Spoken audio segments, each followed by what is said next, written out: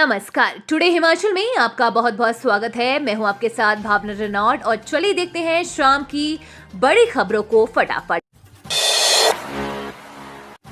कई भागों में 6 दिन भारी बारिश का अलर्ट। शिमला में झमाझम बरसी बादल, जगह जगह भूस्खलन। हिमाचल प्रदेश के कई भागों में 6 दिनों तक भारी बारिश का अलर्ट है। उधर बीती रात को प्रदेश के कई भागों में भारी बारिश दर्ज की गई है।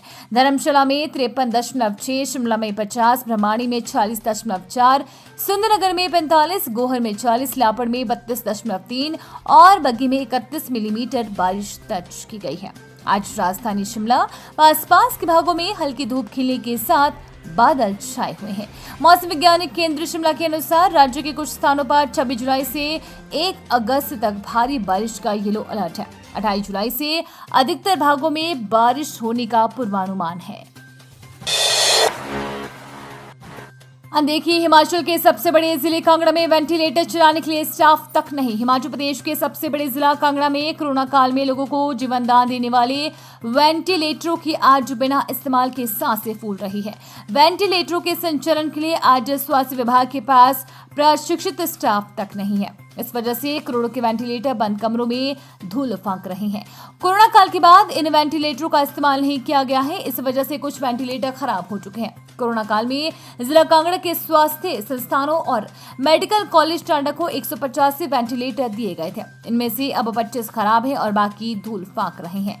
पीएम केयर फंड से कांगड़ा और राजेंद्र प्रसाद मेडिकल कॉलेज टांडा को वेंटिलेटर मिले थे। अब प्रशिक्षित स्टाफ की कमी है। कांगड़ा के सभी अस्पतालों के केवल 10 एनेस्थेटिक है।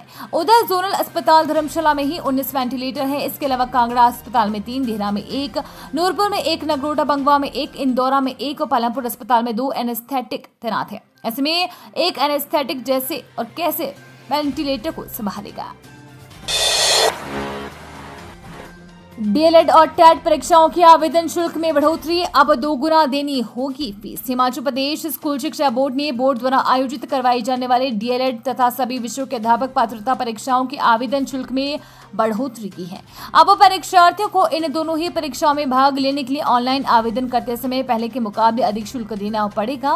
बोर्ड ने दोनों ही परीक्षाओं के आवेदन शुल्क को 2 गुना कर दिया है। हिमाचल प्रदेश स्कूल शिक्षा बोर्ड की माने तो प्रदेश के नजदीकी राज्यों के बोर्डों एवं संस्थानों तथा देश के अन्य बोर्डों आदि द्वारा निर्धारित शुल्कों की तुलना करने के उपरांत करीब 11 वर्ष पूर्व निर्धारित आवेदन शुल्कों को पुनः निर्धारित किया गया है। बोर्ड अध्यक्ष हिमाचल प्रदेश स्कूल शिक्षा बोर्ड ने बोर्ड अधिनियम की धारा 19(3) के तहत प्रदत्त शक्तियों का प्रयोग करते हुए बोर्ड द्वारा आयोजित किए जाने वाले डीएलएड तथा सभी विषयों की टेट परीक्षाओं के शुल्क को पुनः निर्धारित करने के सहर्ष आदेश प्रदान किए हैं। विदित रहे कि बोर्ड द्वारा साल में 2 बार अध्यापक पात्रता परीक्षाओं का आयोजन किया जाता है, जबकि एक बार डीएलएड यानी कि सीईटी परीक्षा करवाई जाती है। अब 100 रुपए में बनेंगे स्मार्ट ग्रीन और सम्मान कार्ड, अधिसूचना जारी। हिमाचल पथ परिवहन निगम की बसों में किराए में छूट के लिए बनाए जाने वाले स्मार्ट ग्रीन और सम्मान कार्ड महंगे हो गए हैं। प्रत्येक कार्ड को बनाने के लिए अब 50 रुपए ज्यादा चुकाने होंगे। पहले कार्ड 50-50 रुपए में बनाए जाते थे, लेकिन अब 100 रुपए में देने होंगे। वही कार्ड की अवधि भी 2 साल से घटाकर 1 साल की गई है।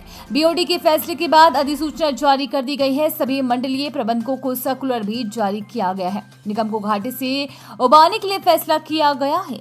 निगम 1500 करोड़ के घाटे में है।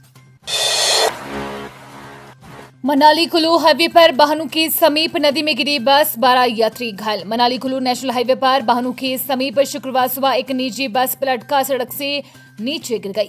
हादसे में करीब 12 लोगों के घायल होने की सूचना है। सभी घायलों को उपचार के लिए अस्पताल में भर्ती किया गया है। हादसे की सूचना मिलने के बाद पुलिस की टीम भी मौके पर पहुंची।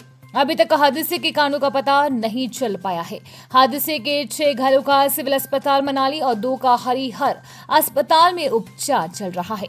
4 लोगों को मामूली चोटें आई हैं, जो मौके से ही अपने घर चले गए हैं। थाना प्रभारी मुकेश राठौर ने बताया कि पुलिस मामले की जांच कर रही है। घायलों का अस्पताल में उपचार चल रहा है। 1% ब्याज पर 20 लाख रुपए शिक्षा ऋण देगी सरकार। 10 लाख पर 4% ब्याज पर मिलेगी छूट।